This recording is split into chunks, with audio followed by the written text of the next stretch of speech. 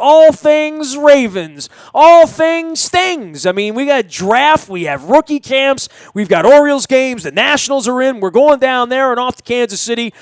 They're wearing you out there, but, I'll tell you what, the Ravens rookie weekend, I know it's, without fanfare amongst the fan base, but I know at least you got to put a name with a face to the Nico Syragusas of the world and all of these baby birds that have come in who, quite frankly, these original press conferences are always quiet, right? I mean, no one wants to make waves when you're the new kid on the block. Right? It's almost unfair.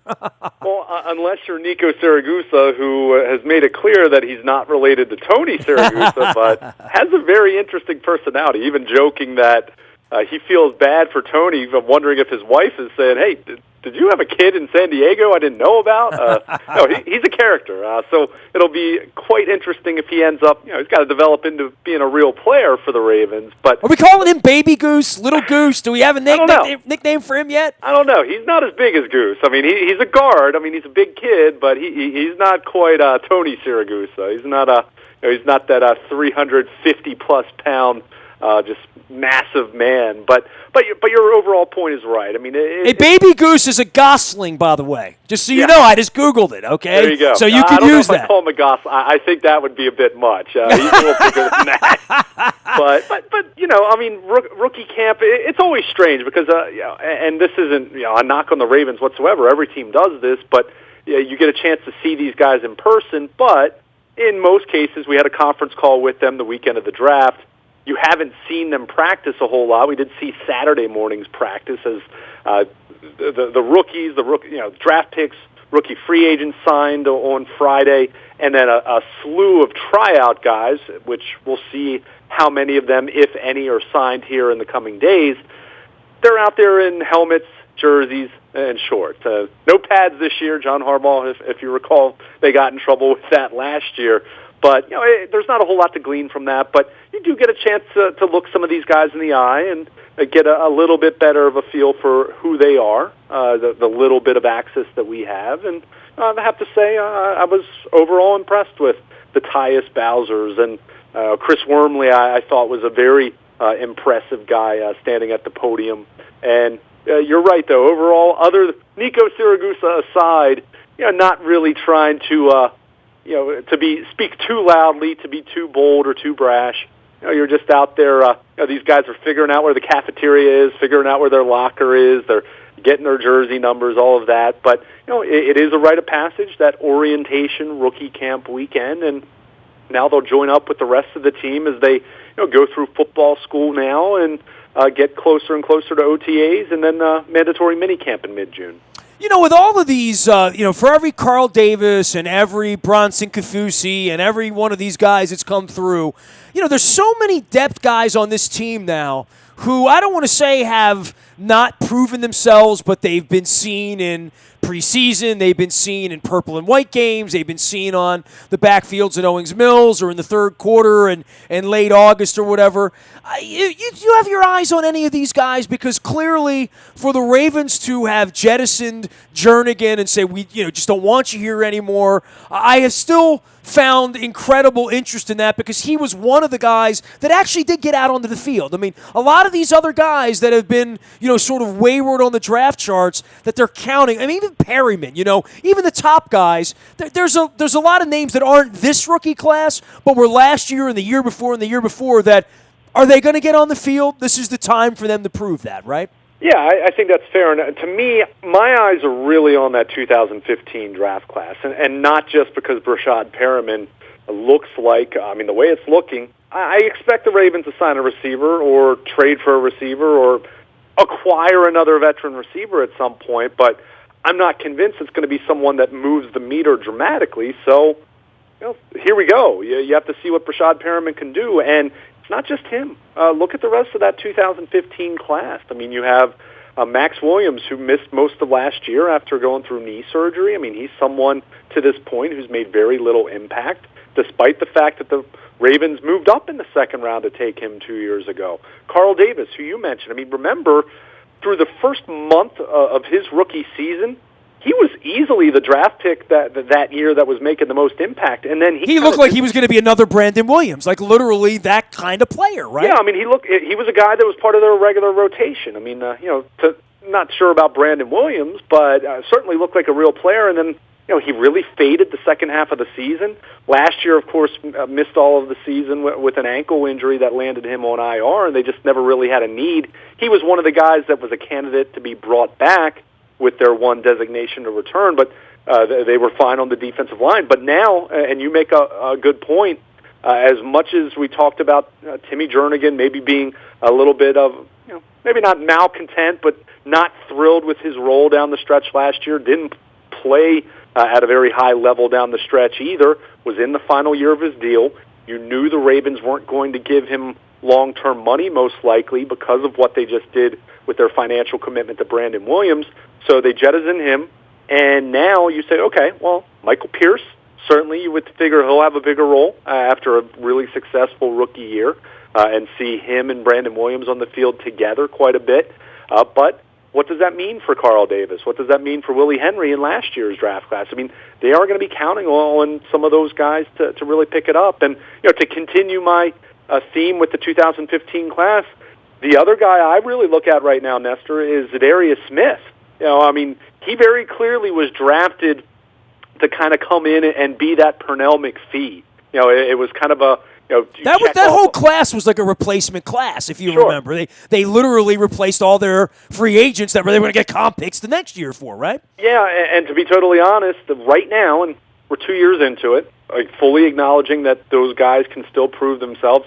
Right now, it's kind of a good example to argue against the idea that you draft purely for need because it hasn't worked out. But with Zadarius Smith, it's interesting to me. We clearly saw Matt Judon be more productive than him last year. We saw Judon move ahead of him in the pecking order. Remember, Zadarius Smith was a healthy scratch for a handful of games last year. And now they bring in Tyus Bowser in the second round. They draft Tim Williams with their second, third-round pick. Those guys are both edge rush. Those are both edge players. They're outside linebackers. So you have those two. Clearly, they're going to make the team. Matt Judon, we already established ahead of Zadarius Smith. You still have Terrell Suggs. You still have Albert McClellan. My big thought with Zadarius Smith is, not saying he's going to get cut, but I'm not ready to say he's a lock to make the roster. He's got to have a good training camp. So I think one of the things that you really look to with some of these young guys, whether it's 2015, whether it's last year, or whether it's this year's rookie class, is there's some depth there, especially on the defensive side of the ball. And we've talked about that at length. We'll continue to talk about that in great detail. But there are only going to be so many spots. I mean, we can say all we want about this defense and the potential and what it looks like on paper, but they still have to field a full array of offensive players, whether they're going to be very good or not at this point.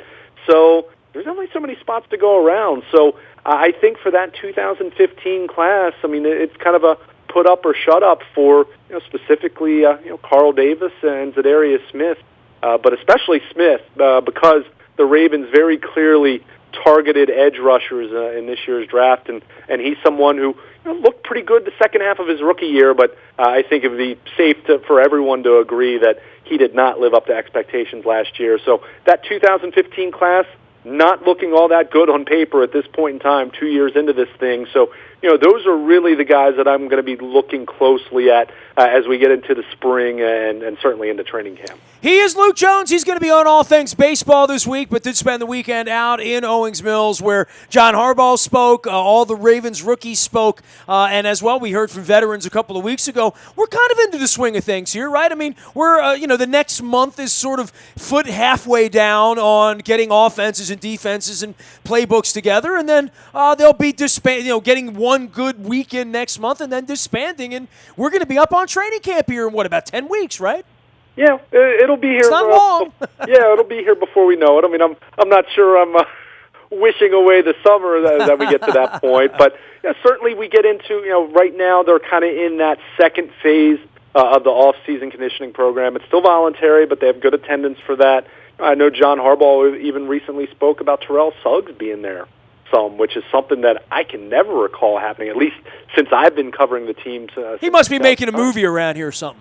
Yeah, I don't know, or maybe it's Terrell Suggs going to be 35. Not that his spot's in danger, but you're talking about a guy who still wants to be productive, still wants to be a really good player, and you got to put in the work. And he's certainly someone who's had his issues with his weight from time to time. But Ray Lewis always talked about how much work he had to put in when he got older, and I think it was very obvious in Ray's case that he put that work in, and I think it becomes very obvious when you're Terrell Suggs a few years ago and you didn't put the work in, right? I mean, we'll know. I mean, there'll be a measurement for that the first week of September as to what he did in the offseason, and I'm sure he's a prideful guy. I mean, we don't always see eye to eye, but I know how much pride he has in doing this. I've never seen him lollygagging, but I have seen him out of shape, and it's not a good look. It wasn't a good look 5 years ago. It certainly wouldn't be a good look now if he were out of shape. Oh, sure. Well, I mean, for him, it's just if you're not in shape when you're 34 years old, I mean, you're staring your football mortality right in the face. Not necessarily that you're going to get cut, but you're not going to be productive.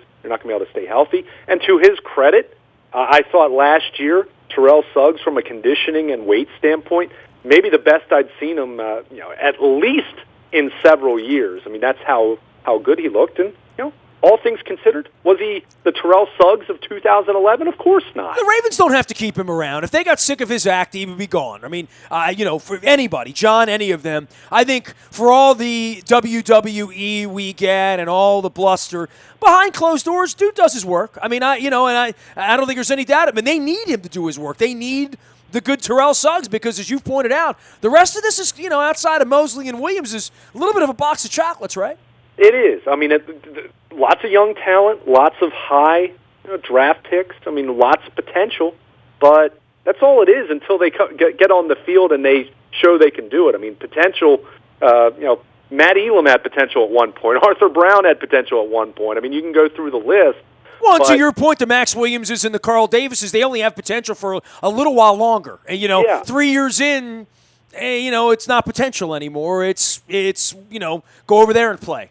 Yeah, you either can't play or you can't stay healthy, whatever it might be. But in the case of the Ravens, I mean, they the next couple weeks they're still in that second phase where they're starting to do some on-field work. It's still very preliminary. There's no hitting or anything like that in the spring, but they'll get into OTAs. That starts the week of right after Preakness. That's their first week of OTAs.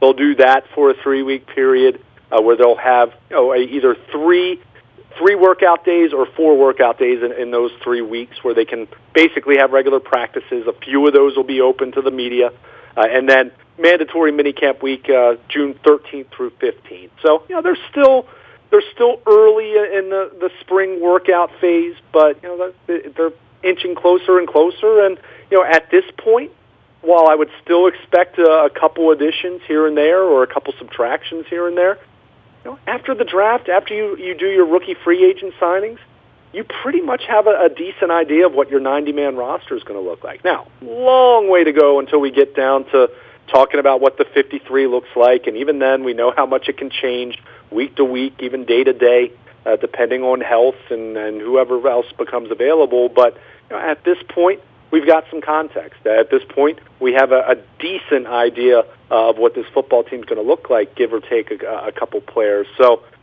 we know that based on the way the offseason's played out, it's going to lean very heavily on the defense. I don't think anyone's talking out of turn assuming that at this point. They've invested all of their precious resources, other than the Danny Woodhead contract, on defense. So the expectations are going to be very high there. The scrutiny is going to be very high for the offense, and I don't know how fair that is to Marty Morningwig and Joe Flacco at this point, but it is what it is, and maybe some of those young guys that they've been talking up do step forward. They certainly are hoping for that, but that's where we are right now with this early stage talking about the 2017 Ravens, and certainly having rookie minicamp in the books. Now we look forward to OTAs coming up here in the next couple weeks. All right, man. Well, I know you got to towel off here with this Nationals-Orioles thing going on. I mean, who knew they're both playing 700 ball between the hockey, the basketball, the football, and all the baseball ahead, not to mention the Preakness around the corner. Luke has got you covered for all things baseball as well as the Ravens and anything that's going on out there. Any breaking news will happen first on the WNST Tech Service. That's all brought to you by Coons Ford of Security Boulevard. And, of course, Dennis will be here on Thursday driving you home, getting you ready. And, of course, he never stops talking about the backside of the draft, which will be great. So I'm hoping to join him on Thursday as well. Don't forget our morning newspaper ships to your email inbox each and every morning at 7 a.m. That's all brought to you by Planet Fitness and PlanetFitness.com. All of Luke's works, Ed's blogs, all of our audio stuff that lives in the buyatoyota.com audio vault. There for you when you want it, where you want it, how you want it on your mobile device. You can also listen live by downloading the TuneIn Radio app. Don't forget, if you're a Ravens fan and you're going on the road, London, Green Bay, Nashville, we got trips set up. We've taken over 18,000 of you on road trips. We'd love to take you on a few this year. We got over 100 people going to London with us so far. Certainly Nashville and Green Bay are moving along briskly as well. Toss me an email. I am a very available individual, nasty@WNST.net. I'm on Facebook, Twitter, LinkedIn, Snapchat, Instagram, streaming live on our Facebook, as well as our YouTube WNSTV channel. We are WNST.net, AM 1570 and WNST Towson, Baltimore, and we never stop talking Baltimore sports.